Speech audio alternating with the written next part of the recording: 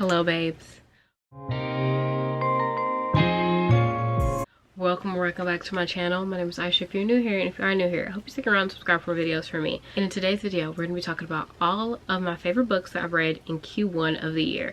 We're currently in April, so we're currently on Q2, and I think Q2 is probably going to be my favorite myself. The books that I'm planning on reading this season is about to be chef's kiss. So we're gonna dive into all the books that I read at the beginning of the year that are my absolute favorite, that I would highly recommend that everyone read. So the first book is Promise Me Sunshine. You guys should know by now this is one of my favorite books. It's truly just an amazing book. It is following Lenny and Miles, and Lenny is going through grief. Miles is helping her get through that grief. She's also his niece's nanny, so they see a lot of each other. It is a friends to lovers. They end up spending a whole bunch of time together while he helps her get through his grief, and she helps him become more of a personable and likable person so they can get along better with his niece and his sister.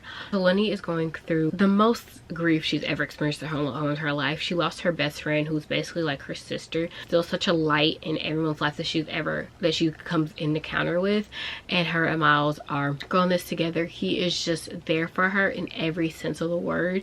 It's just so beautiful, and especially because like the friendship that they built before they got together was just so amazing and beautiful and whole and just wholesome. It was just a well-rounded book. I absolutely loved it. I love books that touch on mental health and books that make you think and see the world differently, and this book definitely did that. Miles also lost important people in his life, so he's also like, I don't think grief ever stops, so he's still like going through the grieving processes. It's very beautiful, and I absolutely loved it. It also kind of has like family vibes in there as well. The next one is I reread Emily Henry Funny Story.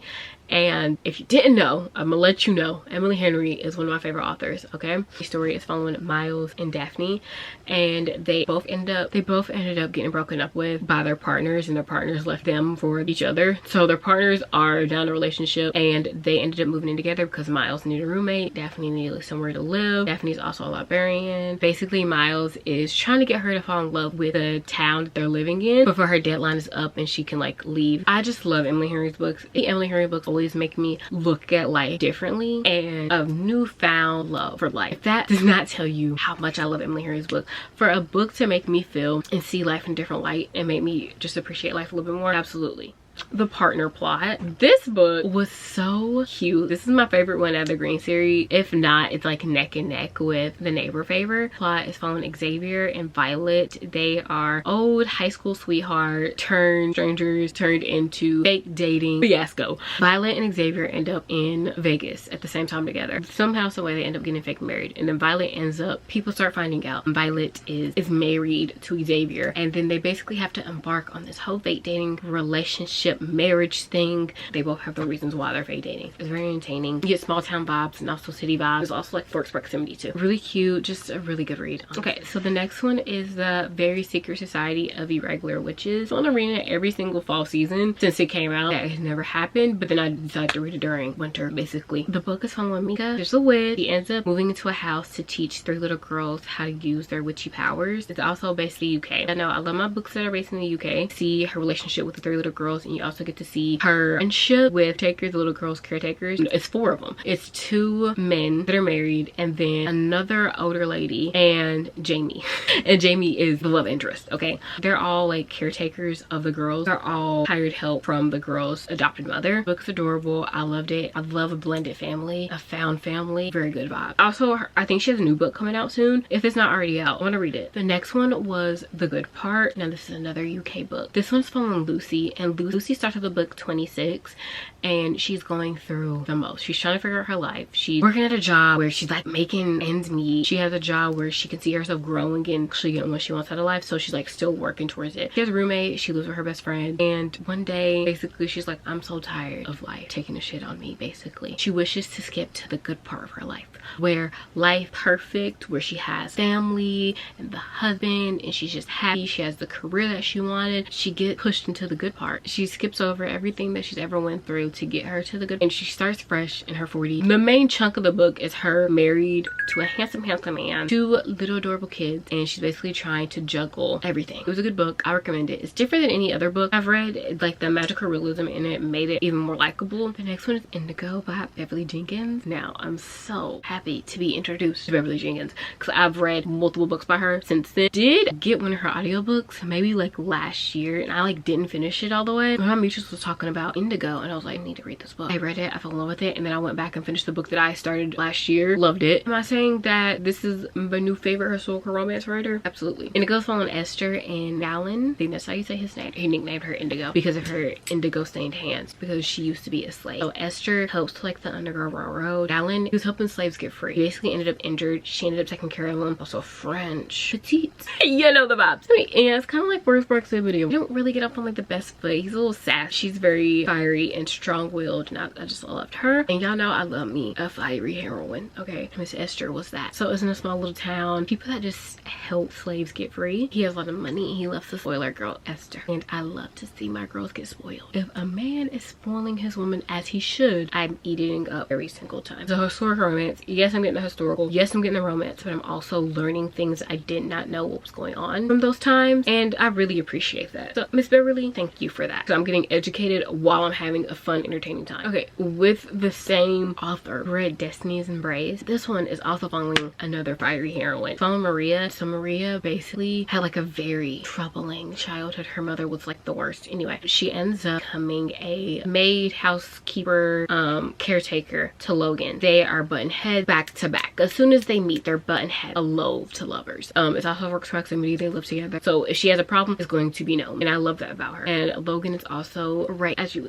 they used to call in the olden days. Basically, I may never get married. Don't want to settle down. I don't want to have a wife and kids, blah, blah. They always say that. And then they meet the love of their lives. And they're like, oh my God, I love her. I worship the girl she walks on, as he should. Okay, the next one is Someone Else's Shoes. This one is following 2 women. One woman, she's like really wealthy, really rich, but her husband basically cut her off and is like planning on divorcing her. Okay, and then the other woman, her husband has depressed. Okay, and she's basically been like the sole caretaker and caregiver of the family. Both go to the same gym. Both their bags get swapped. Sam, which is the one that's taking care of her whole family, ends up with Nisha, which is the one whose husband is a dirt bag. They end up swapping bags. Nisha has none of her stuff, none of her clothes, nothing that fits her. Sam is basically wearing Nisha's shoes and just getting them utmost confident from wearing that woman's Louis Vuitton. And if that does not tell y'all that I need a pair of Louis Vuittons, I don't know what will. You get to see both their stories play out in the book. They cross paths, but like towards the end of the book. So you get to see both their stories in both perspectives, and how like they're both going through their struggles and how they're dealing with that and how they're coming with that and adjusting to life. I really liked it. It's different than what I normally read, and that's why I liked it so much. It did have like a subplot, a romance for both characters. One is Good Material, which is like literally sitting right there. It is a Dolly Alderton book. It is following Andy. He just got broken up with, and he's going through all his stages of grief, and he's a struggling comedian, so he's like very insecure about his job, what he's doing in his life.